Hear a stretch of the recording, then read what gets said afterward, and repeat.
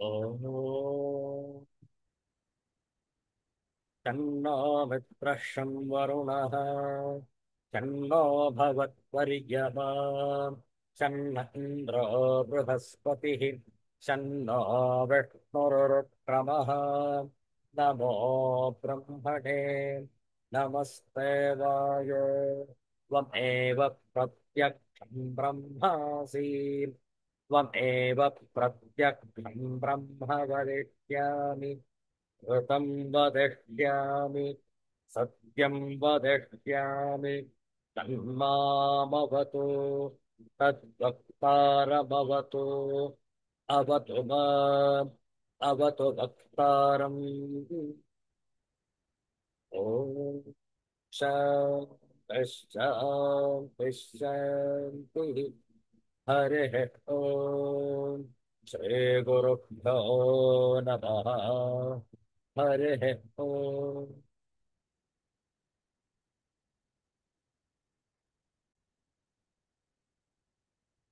Universal prayer.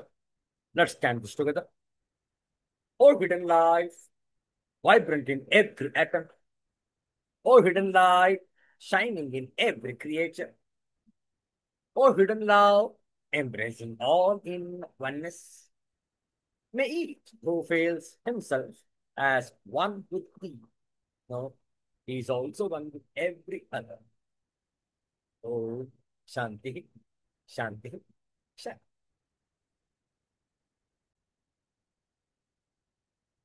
ಇಂದು ಆಷಾಢ ಶುದ್ಧ ತದಿಗೆ June ತಿಂಗಳ 28ನೇ ತಾರೀಕು 2025ನೇ ಇಸವಿ ಶನಿವಾರ ಮಂದವಾಸರ ಸ್ಥಿರವಾಸರ ಇಂತಹ ಶ್ರೇಷ್ಠವಾದಂತಹ ಶನಿವಾರದ ಮುಸ್ಸಂಜೆಯಲ್ಲಿ ಮೋಹ ಮುದ್ಗರ ಭಜಗೋವಿಂದ ಇದರ ಪಾರಾಯಣ ಶ್ರದ್ಧೆಯಿಂದ ಆಲಿಸುವಂತವರಾಗಿ ಮೋಹ ಮುದ್ಗರ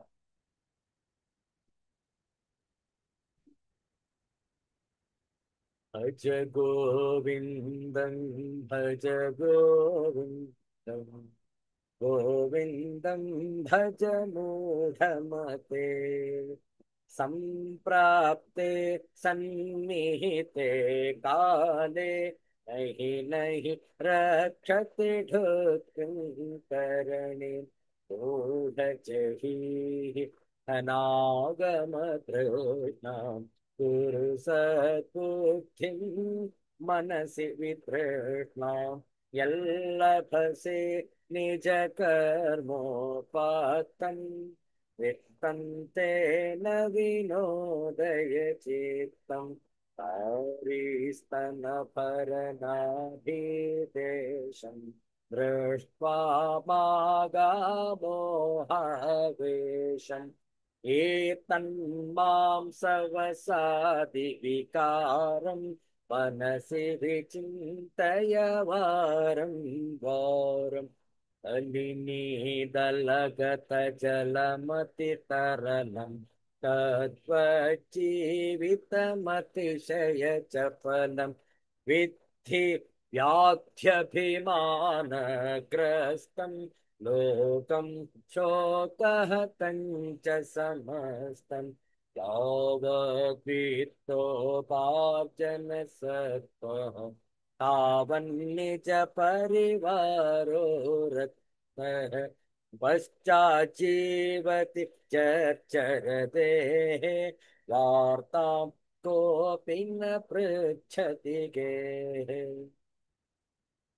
यावत् पवनो निवसति देहे तावत् पृच्छति कुशलं गेः गतवति वायौ देहापाये भार्या बिभ्यति तस्मिन् काये बालस्तावत् क्रीडासक्तः तरुणस्तावत् तरुणीसक्तः वृद्धस्तावच्चिन्तासक्तः परमे ब्रह्मणि कोऽपि न सक्तः काते कान्ता कस्ते पुत्रः संसारोऽयमतीव विचित्रः कस्य त्वं कः कुत आयातः तत्त्वं चिन्तय तदिह प्रातः सत्सङ्गत्वे निस्सङ्गत्वं निस्सङ्गत्वे निर्मोहत्वं निर्मोहत्वे निश्चलतत्वं निश्चलतत्वे जीवन्मुक्तिः निश्चलतत्वे जीवन्मुक्तिः निश्चलतत्वे जीवन्मुक्तिः ಅತ್ಯಂತ ಸೊಗಸಾದಂತಹ ರಚನೆ. ಪ್ರತಿಯೊಂದು ಶ್ಲೋಕದಲ್ಲೂ ತತ್ವ ವಿಚಾರ ತುಂಬಿ ತುಳುಕುತ್ತಿದೆ. ಸಮಯವಿದ್ದಾಗ ಇದರ ವಿಚಾರವನ್ನು ಕೂಡ ಮಾಡ್ತಾ ಇರೋಣ. ಶ್ರೇಷ್ಠವಾದಂತಹ ಈ ಆಷಾಢ ಮಾಸದಲ್ಲಿ ಒಂದು ಸುಂದರವಾದ ಭಜನೆಯನ್ನು ಮಾಡೋಣ. ಭಜನೆಯನ್ನು ಪರದಿ ಮೇಲೆ ಹಂಚಿಕೊಳ್ಳುತ್ತಿದ್ದೇವೆ.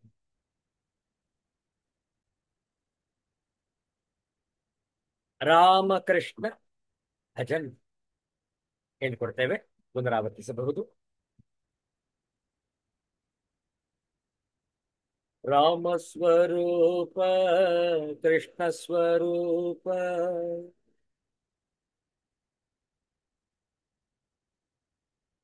ರಾಮ ಕೃಷ್ಣ ನಮೋಸ್ತುತೆ.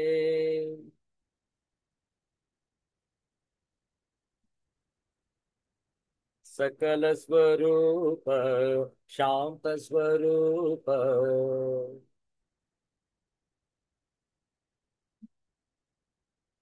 परमहंस नमोस्तुते.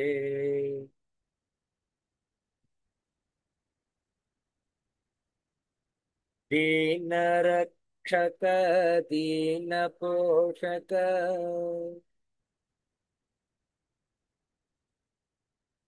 राम कृष्ण नमोस्तुते.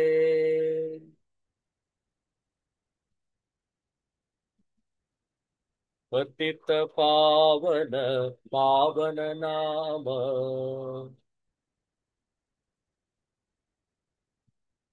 परमहंस नमोस्तुते.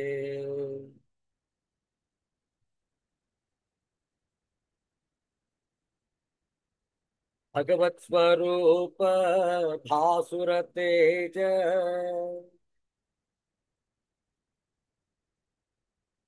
राम कृष्ण नमोस्तुते.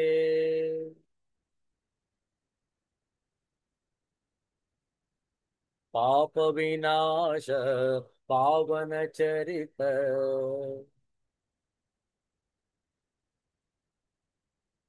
परमहंस नमोस्तुते.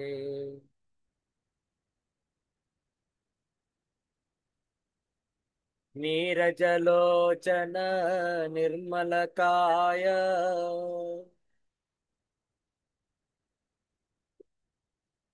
राम कृष्ण नमोस्तुते.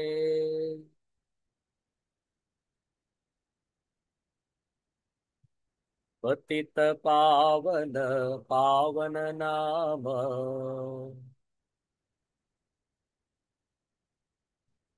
परमहंस नमोस्तुते.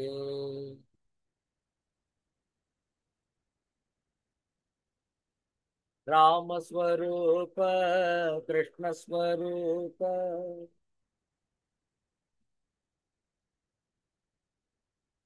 राम कृष्ण नमोस्तुते.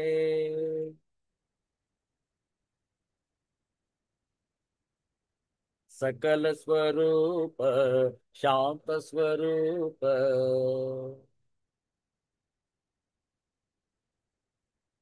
परमहंस नमोस्तुते.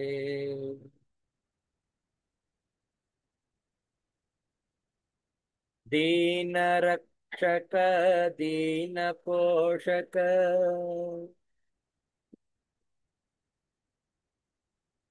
राम कृष्ण नमोस्तुते.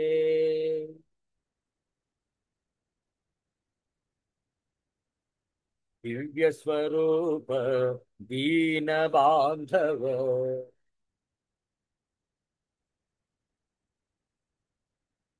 परमहंस नमोऽस्तु ते।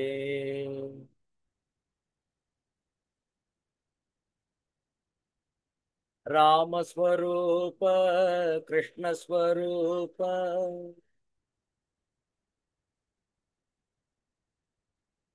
रामकृष्ण नमोऽस्तु ते।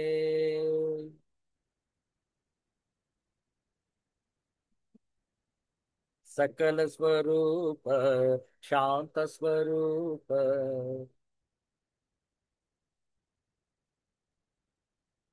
परमहंस नमोऽस्तु ते।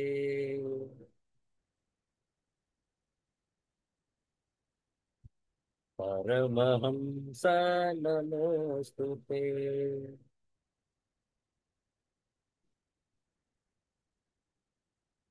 सिद्धांत अवधूत चिंतन श्री गुरुदेव दत्त। जय जय रघुवीर समर्थ श्री सद्गुरुनाथ महाराज की जय। हर हर नमः पार्वती पतये। हर हर महादेव शंभो। ಶ್ರೀಮದ್ ಭಗವದ್ಗೀತೆಯ 15ನೇ ಅಧ್ಯಾಯದ ಕೆಲವು ಶ್ಲೋಕಗಳ ಪಾರಾಯಣ ಶ್ಲೋಕಗಳನ್ನು ಪರದೆಯ ಮೇಲೆ ಹಂಚಿಕೊಳ್ತೇವೆ. ಶ್ಲೋಕಗಳನ್ನು ಹಂಚಿಕೊಂಡಿದ್ದೇವೆ. ನಾವು ಹೇಳಿಕೊಟ್ಟ ನಂತರ ಪುನರಾವರ್ತನೆ.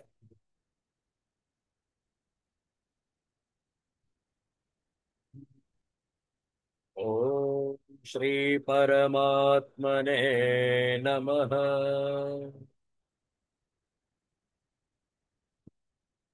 ಅಥ ಪಂಚದಶೋऽಧ್ಯಾಯಃ.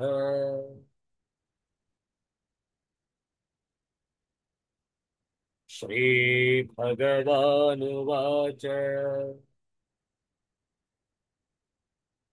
ऊर्ध्वमूलमधः शाखम्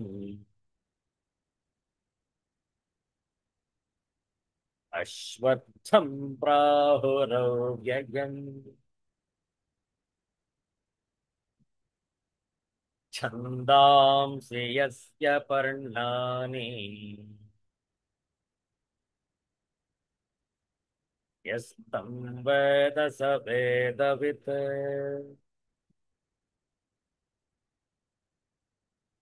अधश्चोर्ध्वं प्रसृतास्तस्य शाखाः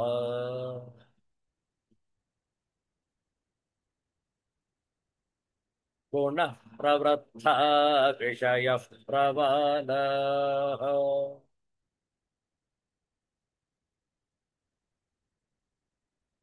अभश्च मूलान्यनुसन्ततानि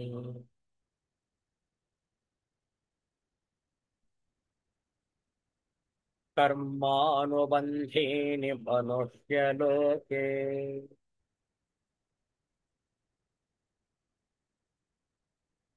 न रूपमस्येह तथोपलभ्यते।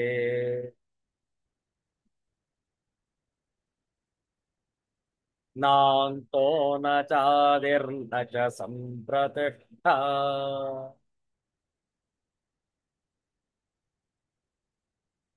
अश्वत्थमेनं सुविरूढमूलम्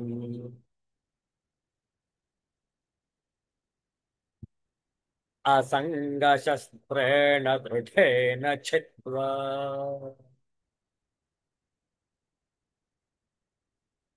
ततः पदं तत्परिमार्गितव्यम्।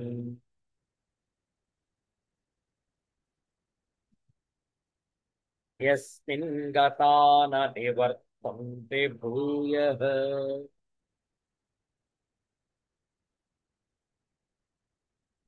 तमेव चाद्यं पुरुषं प्रपद्ये।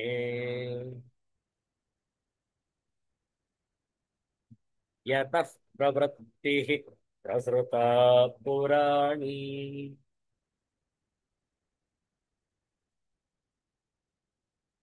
निर्मानमोहाजितसङ्गदोषाः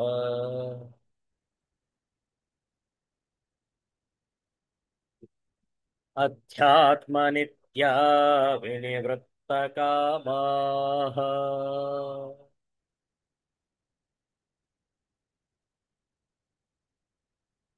ಸರ್ವೈರ್ವಿಮುಕ್ತಾ ಸುಖ ದುಃಖ ಸಂಗೇ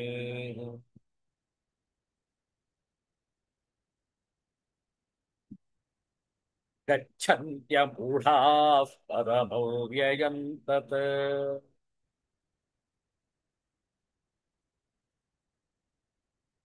ಓಂ ಶಾಂತಿ ಶಾಂತಿ ಶಾಂತಿ ಹರಿಃ ಓಂ ಶ್ರೀ ಗುರುಭ್ಯೋ ನಮಃ ಹರಿಃ ಓಂ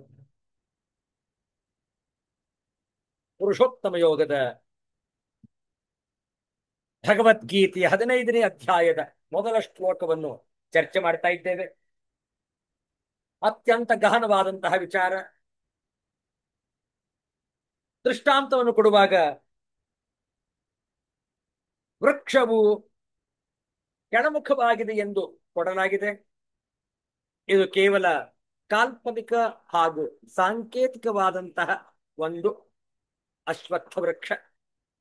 ವಿಚಾರ ಮಾಡಿ ನೋಡಿದಾಗ ಈ ವೃಕ್ಷವು ಇಲ್ಲಿ ವರ್ಣಿಸಿದ ಹಾಗೆ ಕಂಡು ಬರುವುದಿಲ್ಲ. ಪ್ರಪಂಚದೊಂದಿಗೆ ತಾದಾತ್ಮ್ಯ, ಮಮತೆ, ಕಾಮನೆಗಳುಳ್ಳ ಅಜ್ಞಾನಿಯು ಇಹ ಪರ ಸುಖಗಳಲ್ಲಿ ರಮಣೀಯತೆ ಮತ್ತು ಸ್ಥಾಯಿತನವನ್ನು ಕಾಣುತ್ತಾನೆ. ಆದರೆ ವಿಚಾರ ಮಾಡಿ ನೋಡಿದಾಗ ಜಗತ್ತಿನ ವಿಷಯ ವಸ್ತುಗಳೆಲ್ಲವೂ, ಇಡೀ ಜಗತ್ತು ಕ್ಷಣಿಕ, ನಾಶವುಳ್ಳದ್ದು ಹಾಗೂ ದುಃಖಮಯವೆಂದು ಕಂಡು ಬರುತ್ತದೆ. ತತ್ವಜ್ಞಾನವು ಉಂಟಾದಾಗ ಕ್ಷಣಭಂಗುರವಾದ ಜಗತ್ತಿನೊಡನೆ ಇರುವ ಸಂಬಂಧವು ಕಡಿದು ಹೋಗಿ ಜ್ಞಾನಿಯ ದೃಷ್ಟಿಯಲ್ಲಿ ಜಗತ್ತು ಉಳಿಯುವುದೇ ಇಲ್ಲ. ಜ್ಞಾನಿಗೆ ಜಗತ್ತು ಸಂಪೂರ್ಣವಾಗಿ ಪರಮಾತ್ಮಮಯ. ಅವನಿಗೆ ಸಮಸ್ತವು ಪರಮಾತ್ಮ ಸ್ವರೂಪ. ಆದ್ದರಿಂದ ಜ್ಞಾನಿಗೆ ಜಗತ್ತು ಜಗತ್ತಾಗಿ ಉಳಿಯದೆ ಪರಮಾತ್ಮನೆಂದೇ ಕಂಡು ಬರುತ್ತದೆ. ಜಗತ್ತು ಕಲ್ಪದ ಆದಿಯಲ್ಲಿ ಉತ್ಪನ್ನವಾಗಿ ಪ್ರಳಯದ ಆದಿಯಲ್ಲಿ ಲೀನವಾಗುತ್ತದೆ. ಆದರೆ ಇದು ಪ್ರಕಟವಾಗುವ ಮತ್ತು ಲಯವಾಗುವ ಪರಂಪರೆಯು ಎಂದಿನಿಂದ ಆರಂಭವಾಗಿದೆ ಮತ್ತು ಎಂದಿನವರೆಗೆ ಮುಂದುವರಿಯುತ್ತದೆ ಎಂಬುದರ ಸುಳಿವು ಸಹ ಸಿಗುತ್ತಿಲ್ಲ. ಜಗತ್ತಿನ ಸ್ವತಂತ್ರ ಸ್ಥಿತಿಯೇ ಇಲ್ಲ. ಕೇವಲ ಉತ್ಪತ್ತಿ ಮತ್ತು ವಿನಾಶದ ಪ್ರವಾಹವೇ ಸ್ಥಿತಿ ರೂಪದಿಂದ ಕಂಡುಬರುತ್ತಿದೆ. ಜಗತ್ತಿಗೆ ಮೂಲ ಕಾರಣನಾದ ಆದಿ ಪುರುಷನೂ ಸಹ ಕಂಡುಬರುತ್ತಿಲ್ಲ. ಏಕೆಂದರೆ ಮನಮೋಹಕವಾದ ಹೊಸ ಚಿಗುರುಗಳು, ಅರ್ಥಾತ್ ಇಂದ್ರಿಯ ಭೋಗಗಳು, ಇಂದ್ರಿಯ ವಿಷಯಗಳು ಮತ್ತು ಬಿಳಲುಗಳು, ಅಹಂತೆ, ಮಮತೆ, ವಾಸನೆಗಳು ಇತ್ಯಾದಿ ದಟ್ಟವಾಗಿ ಬೆಳೆದು ಮೇಲಿರುವ ಬೇರನ್ನು ತನ್ನ ಪರಮಾತ್ಮ ಸ್ವರೂಪವನ್ನು ಕಾಣದಂತೆ ಮಾಡಿಬಿಟ್ಟಿವೆ. ಆದ್ದರಿಂದ ಅತ್ಯಂತ ಗಟ್ಟಿಯಾದ ಬಿಳಲುಗಳುಳ್ಳ ಅಶ್ವತ್ಥ ವೃಕ್ಷವನ್ನು ಅಸಂಗ ಎನ್ನುವ ಶಸ್ತ್ರದಿಂದ ಕತ್ತರಿಸಿ ಹಾಕು. ಅಜ್ಞಾನದಿಂದ ಕೂಡಿದ ಅಹಂತೆ, ಮಮತೆ, ವಾಸನೆಗಳು ಈ ಅಶ್ವತ್ಥ ವೃಕ್ಷದ ಬಿಳುಗಳಂತೆಯೇ ಬಹಳ ಹಿಂದಿನಿಂದಲೂ ಪುಷ್ಟಿಗೊಳ್ಳುತ್ತಾ ಪ್ರಬಲವಾಗಿ ಹೋಗಿವೆ. ಹೀಗೆ ಪ್ರಬಲವಾಗಿರುವ ಅಹಂತೆ, ಮಮತೆ, ವಾಸನೆಗಳು ಮನಬುದ್ಧಿಗಳನ್ನು ಆವರಿಸಿ ಯಥಾರ್ಥ ಜ್ಞಾನಕ್ಕೆ ಮುಸುಕು ಹಾಕಿ ಪರಮಾತ್ಮ ಸ್ವರೂಪವನ್ನು ಗೋಚರವಾಗದಂತೆ ಮಾಡಿದೆ. ಆದ್ದರಿಂದ ಅಹಂತ, ಮಮತಾ ಮತ್ತು ವಾಸನಾ ಇವುಗಳನ್ನು, ಜಗತ್ತಿನಲ್ಲಿರುವ ಸಮಸ್ತ ಅನಾತ್ಮವಸ್ತುಗಳ ಸಂಘವನ್ನು ಅಸಂಗ, ವಿರಕ್ತಿ, ಆತ್ಮಜ್ಞಾನಗಳೆಂಬ ಶಸ್ತ್ರದಿಂದ ದೃಢಚಿತ್ತನಾಗಿ ಕತ್ತರಿಸಿ ಹಾಕಬೇಕು. ಆಗ ಅತ್ಯುನ್ನತ ಸ್ಥಾನದಲ್ಲಿರುವ ಪರಮಧಾಮವು ಕಾಣಿಸುತ್ತದೆ, ಪರಮಾತ್ಮನ ಪ್ರಾಪ್ತಿಯಾಗುತ್ತದೆ. ಈ ಜಗದ್ರೂಪಿ ಅಶ್ವತ್ಥ ವೃಕ್ಷವನ್ನು ಯಾರು ತತ್ವದಿಂದ ತಿಳಿಯುತ್ತಾನೋ ಅವನು ವೇದಗಳನ್ನು ತಿಳಿದವನಾಗಿದ್ದಾನೆ. ಎಸ್ತಂ ವೇದ ಸವೇದವಿತ್. ಜಗದ್ರೂಪಿ ಅಶ್ವತ್ಥ ವೃಕ್ಷವನ್ನು ಮತ್ತು ಜಗತ್ತನ್ನು ಈ ಪ್ರಕಾರ ಯಥಾರ್ಥವಾಗಿ ತಿಳಿದು ಪ್ರಪಂಚದೊಂದಿಗಿನ ಸಂಬಂಧವನ್ನು ಕತ್ತರಿಸಿ ಹಾಕಿದ ಸಾಧಕನೇ ಜ್ಞಾನವನ್ನು ಹೊಂದಿದವನಾಗಿದ್ದಾನೆ. ಈ ರೀತಿಯಲ್ಲಿ ಜಗತ್ತಿನ ಯಥಾರ್ಥ ಜ್ಞಾನವನ್ನು ಹೊಂದಿದವನು ಜಗತ್ತಿನಿಂದ ವಿಮುಖನಾಗಿ ಪರಮಾತ್ಮ ತತ್ವದೊಂದಿಗೆ ತನ್ನ ಅಭಿನ್ನತೆಯನ್ನು ಅನುಭವಿಸುತ್ತಾನೆ. ಪರಮಾತ್ಮ ತತ್ವವನ್ನು ಅನುಭೂತಿಗೊಳಿಸಿಕೊಂಡವನೇ ಸಮಸ್ತ ವೇದಗಳ ನಿಜವಾದ ಜ್ಞಾನವನ್ನು ಹೊಂದಿದವನಾಗಿದ್ದಾನೆ ಅಲ್ವೇ? ಸರ್ವೋತ್ಕೃಷ್ಟವಾದ ಪರಮಾತ್ಮನೇ ಜಗತ್ತಿನ ಮೂಲ ಕಾರಣನು. ಪರಮಾತ್ಮನೇ ಜಗತ್ತಿನ ಸರ್ವಭೂತಗಳ ಪ್ರಕಟಗೊಳ್ಳುವಿಕೆಗೂ ಇರುವಿಕೆಗೂ ನಶಿಸುವಿಕೆಗೂ ಕಾರಣನು. ಆದರೆ ಪರಮಾತ್ಮನ ಅಂಶವೇ ಆದ ಜೀವಾತ್ಮನು ತ್ರಿಗುಣಗಳಿಂದ ಪೋಷಿತವಾದ ಕಾಮನೆ, ಆಸಕ್ತಿ, ಮೋಹಗಳಿಗೆ ಶರಣಾಗಿ ಮನಮೋಹಕವಾದ ವಿಷಯ ಭೋಗಗಳಲ್ಲಿ ಮುಳುಗಿ ಅಹಂತ, ಮಮತ, ವಾಸನ ಇವುಗಳನ್ನು ಪೋಷಿಸಿ ಪ್ರಬಲಗೊಳಿಸಿಕೊಂಡು ತನ್ನ ಅವ್ಯಯವಾದ ಪರಮಾತ್ಮ ಸ್ವರೂಪವನ್ನು ಮರೆತು ಬಿಟ್ಟಿದ್ದಾನೆ. ವಿಷಯ ಭೋಗಗಳನ್ನು ಗಳಿಸುವುದನ್ನು ರಕ್ಷಿಸಿಕೊಳ್ಳುವ ಸಕಾಮ ಕರ್ಮಗಳಲ್ಲಿಯೇ ನಿರತನಾಗಿದ್ದಾನೆ. ವಿಷಯ ಭೋಗಗಳ ಅಂತ್ಯವಿಲ್ಲದ ಕಾಮನೆಗಳ ಪೂರ್ತಿಗಾಗಿ ಮನಸ್ಸು ಮತ್ತು 5 ಸೂಕ್ಷ್ಮ ಜ್ಞಾನೇಂದ್ರಿಯಗಳೊಂದಿಗೆ ಜೀವಾತ್ಮನು ಒಂದು ಶರೀರದಿಂದ ಇನ್ನೊಂದಕ್ಕೆ, ಇನ್ನೊಂದು ಶರೀರದಿಂದ ಮತ್ತೊಂದಕ್ಕೆ ಅಲೆಯುತ್ತಿರುತ್ತಾನೆ. ಪುನರಪಿ ಜನನಂ ಪುನರಪಿ ಮರಣ. ಅನಿತ್ಯವಾದ ಸುಖಕ್ಕೋಸ್ಕರ ಶಾಶ್ವತವಾದ ಪರಮ ಸುಖವನ್ನು ತ್ಯಜಿಸಿ ದುಃಖಮಯವಾದ ಜನನ ಮರಣ ಚಕ್ರದಲ್ಲಿ ಪುನಃ ಪುನಃ ಸಿಕ್ಕಿ ಬೀಳುತ್ತಿರುತ್ತಾನೆ. ಆದ್ದರಿಂದ ಸಾಧಕನು ಜಗತ್ತಿನಿಂದ ವಿಮುಖನಾಗಿ ತ್ರಿಗುಣಾತೀತನಾಗಿ ಅಹಂತ, ಮಮತ, ವಾಸನ ಇವುಗಳನ್ನು ಸಂಪೂರ್ಣವಾಗಿ ತ್ಯಜಿಸಿ ತನ್ನ ನೈಜ ಪರಮಾತ್ಮ ಸ್ವರೂಪವನ್ನು ಜ್ಞಾಪಿಸಿಕೊಳ್ಳಬೇಕು. ಪರಮಧಾಮವನ್ನು ಪ್ರಾಪ್ತಿ ಮಾಡಿಕೊಳ್ಳಬೇಕು. ಈ ಒಂದು ವಿಶೇಷವಾದಂತಹ ಚಿಂತನೆ ಈ ಮೊದಲ ಶ್ಲೋಕದಲ್ಲಿ ಇದೆ. ಆಚಾರ್ಯ ಶಂಕರರ ಭಾಷ್ಯವನ್ನು ನೋಡೋಣ.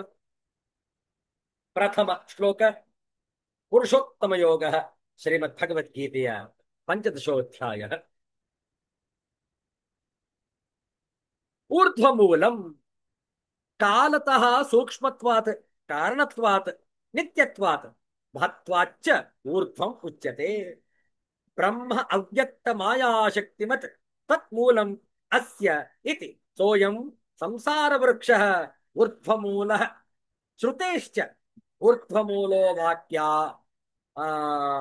ಊರ್ಧ್ವಮೂಲೋ ವಾಕ್ಶಾಖ ಏಷಃ ಅಶ್ವತ್ಥಃ ಸನಾತನಃ. ತಂ ಊರ್ಧ್ವಮೂಲಂ ಸಂಸಾರಂ ಮಾಯಾಮಯಂ ವೃಕ್ಷಂ ಅಧಃ ಶಾಖಂ ಮಹತ್ ಅಹಂಕಾರ ತನ್ಮಾತ್ರಾದಯಃ ಶಾಖಾಃ ಇವ ಅಸ್ಯ ಅಧೋ ಭವಂತಿ ಇತಿ ಸೋಯಂ ಅಧಃಶಾಖಃ ತಂ ಅಧಃಶಾಖಂ ನ ಶ್ವಃ ಅಪಿ ಸ್ಥಾತಾ ಇತಿ ಅಶ್ವತ್ಥಃ ತಂ ಕ್ಷಣ ಪ್ರಧ್ವಂಸಿನಂ ಅಶ್ವತ್ಥಂ ಪ್ರಾಹುಃ ಕಥಯಂತಿ ಅವ್ಯಯಂ. ಸಂಸಾರ ಮಾಯಾಯಾಃ ಅನಾದಿಕಾಲ ಪ್ರವೃತ್ತತ್ವಾತ್ ಸೋಯಂ ಸಂಸಾರ ವೃಕ್ಷಃ ಅವ್ಯಯಃ. ಅನಾದ್ಯನಂತ ದೇಹಾದಿ ಸಂತಾನಾಶ್ರಯಃ ಹಿ ಸಹ ಪ್ರಸಿದ್ಧಃ ತಂ ಅವ್ಯಯಂ. ತಸ್ಯೈವ ಸಂಸಾರ ವೃಕ್ಷಸ್ಯ ಇದಂ ಅನ್ಯತ್ ವಿಶೇಷಣಂ ಛಂದಾಂಸಿ ಯಸ್ಯ ಪರ್ಣಾನಿ. ಛಂದಾಂಸಿ ಛಾದನಾತ್ ಋಕ್ ಯಜುಃ ಸಾಮಲಕ್ಷಣಾನಿ ಯಸ್ಯ ಸಂಸಾರ ವೃಕ್ಷಸ್ಯ ಪರ್ಣಾನೀವ ಪರ್ಣಾನಿ. ಆ ವೃಕ್ಷಸ್ಯ ಪರಿರಕ್ಷಣಾರ್ಥಾನಿ ಪರ್ಣಾನಿ ತಥಾ ವೇದಾಃ ಸಂಸಾರ ವೃಕ್ಷ ಪರಿರಕ್ಷಣಾರ್ಥಾಃ ಧರ್ಮ ತಥೇತು ಫಲ ಪ್ರದರ್ಶನಾರ್ಥತ್ವಾತ್. ಯಥಾ ವ್ಯಾಖ್ಯಾತಂ ಸಂಸಾರ ವೃಕ್ಷಂ ಸಮೂಲಂ ಯಃ ತಂ ವೇದ ಸಹ ವೇದವಿತ್ ವೇದಾರ್ಥವಿತ್ ಇತ್ಯರ್ಥಃ. ನಹಿ ಸಮೂಲಾತ್ ಸಂಸಾರ ವೃಕ್ಷಾತ್ ಅಸ್ಮಾತ್ ಜ್ಞೇಯಃ ಅನ್ಯಃ ಅಣುಮಾತ್ರಃ ಅಪಿ ಅವಶಿಷ್ಟಃ ಅಸ್ತಿ. ಅತಃ ಸರ್ವಜ್ಞಃ ಸರ್ವವೇದಾರ್ಥವಿತ್ ಇತಿ ಸಮೂಲ ಸಂಸಾರ ವೃಕ್ಷ ಜ್ಞಾನಂ ಸ್ತೌತಿ. ಬಹಳ ಚಂದ ಇದೆ ನೋಡಿ ಆಚಾರ್ಯ ಶಂಕರರ ಭಾಷ್ಯ. ಈ ಪ್ರಥಮ ಶ್ಲೋಕ ಭಾಷ್ಯಾರ್ಥವನ್ನು ನೋಡೋಣ. ಕಾಲಕ್ಕಿಂತ ಸೂಕ್ಷ್ಮವಾಗಿರುವುದರಿಂದಲೂ ಕಾರಣವಾಗಿರುವುದರಿಂದಲೂ ನಿತ್ಯವಾಗಿರುವುದರಿಂದಲೂ ದೊಡ್ಡದಾಗಿರುವುದರಿಂದಲೂ ಅವ್ಯಕ್ತ ಮಾಯಾಶಕ್ತಿಯುಳ್ಳ ಬ್ರಹ್ಮವು ಊರ್ಧ್ವ ಮೇಲ್ತರದ್ದು ಎನಿಸುತ್ತದೆ. ಆ ಊರ್ಧ್ವವು ಇದಕ್ಕೆ ಬೇರು. ಆದ್ದರಿಂದ ಈ ಸಂಸಾರ ವೃಕ್ಷವು ಊರ್ಧ್ವ ಮೂಲವು, ಮೇಲೆ ಬೇರು ಕೆಳಗೆ ಕೊಂಬೆಗಳು ಇರುವ ಈ ಅಶ್ವತ್ಥವು ಸನಾತನವಾದದ್ದು ಎಂಬ ಕಠೋಪನಿಷತ್ತಿನ ಶ್ರುತಿಯ ಆಧಾರದಿಂದಲೂ ಹೀಗೆಂದು ತಿಳಿಯಬೇಕು. ಪುರಾಣದಲ್ಲಿಯೂ ಸನಾತನವಾದ ಬ್ರಹ್ಮವೃಕ್ಷವು ಅವ್ಯಕ್ತವೆಂಬ ಬೇರಿನಿಂದ ಹುಟ್ಟಿದ್ದು, ಅದೇ ಅವ್ಯಕ್ತದ ಅನುಗ್ರಹದಿಂದ ಬೆಳೆದದ್ದು.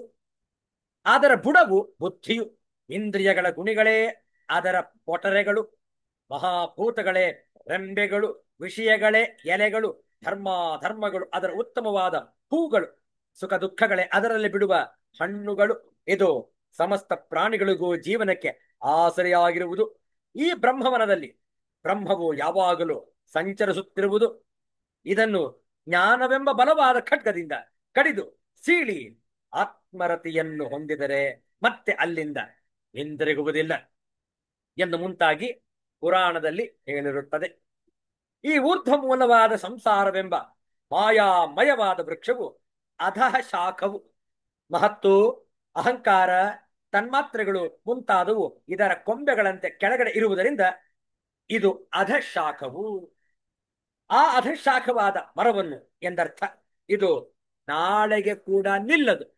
ಆದ್ದರಿಂದ ಇದು ಅಶ್ವತ್ಥ. ಶ್ವಃ ಅಂದ್ರೆ ನಾಳೆ, ಅಶ್ವಃ ನಾಳೆ ಇಲ್ಲದಿರುವಿಕೆ ಎಂದು ಅರ್ಥ. ಇದನ್ನು ಅಶ್ವತ್ಥವು ಕ್ಷಣ ಮಾತ್ರದಲ್ಲಿ ನಾಶವಾಗತಕ್ಕದ್ದು ಎನ್ನುತ್ತಾರೆ. ಇದು ಅವ್ಯಯವು. ಅವ್ಯಯವು ಸಂಸಾರ ಮಾಯೆಯು ಅನಾದಿ ಕಾಲದಿಂದಲೂ ನಡೆದು ಬಂದಿರುವುದರಿಂದ ಈ ಸಂಸಾರ ವೃಕ್ಷವು ಅವ್ಯಯವು. ಅನಾದಿಯಾಗಿರುವ ಅನಂತವಾದ ದೇಹಾದಿ ಸಂತಾನಕ್ಕೆ ಆಶ್ಚರ್ಯವಾಗಿರುವುದೆಂದು ಇದು ಪ್ರಸಿದ್ಧವಾಗಿರುವುದಲ್ಲವೇ? ಆದ್ದರಿಂದ ಅದನ್ನು ಅವ್ಯಯ ಎನ್ನುತ್ತಾರೆ. ಅದೇ ಸಂಸಾರ ವೃಕ್ಷಕ್ಕೆ ಮತ್ತೊಂದು ವಿಶೇಷಣವು. ಅದಕ್ಕೆ ಛಂದಸ್ಸುಗಳು, ಪರ್ಣಗಳು, ಋಕ್ಕು, ಯಜಸ್ಸು, ಸಾಮ ಎಂಬಿವು ಆಚ್ಛಾದನ ಮಾಡಿಕೊಂಡಿರುವುದರಿಂದ ಛಂದಸ್ಸುಗಳು. ಇವು ಈ ಸಂಸಾರ ವೃಕ್ಷಕ್ಕೆ ಎಲೆಗಳಂತೆ ಇರುವುದರಿಂದ ಪರ್ಣಗಳು. ಹೇಗೆ ಎಲೆಗಳು ಮರವನ್ನು ಕಾಪಾಡುವುದಕ್ಕಾಗಿ ಇರುತ್ತವೆಯೋ ಹಾಗೆಯೇ ವೇದಗಳು ಸಂಸಾರ ವೃಕ್ಷವನ್ನು ಕಾಪಾಡುವುದಕ್ಕಾಗಿ ಇರುವವು. ಏಕೆಂದರೆ ಧರ್ಮಗಳನ್ನು, ಅವುಗಳ ಕಾರಣವನ್ನು, ಫಲವನ್ನು ತೋರಿಸುವುದಕ್ಕಾಗಿಯೇ ವೇದಗಳು ಹೊರಟಿವೆ. ಈ ರೀತಿ ವ್ಯಾಖ್ಯಾನವನ್ನು, ಸಂಸಾರ ವೃಕ್ಷವನ್ನು ಮೂಲ ಸಹಿತವಾಗಿ ಈ ರೀತಿ ವ್ಯಾಖ್ಯಾನ ಇರುವಂಥದ್ದು.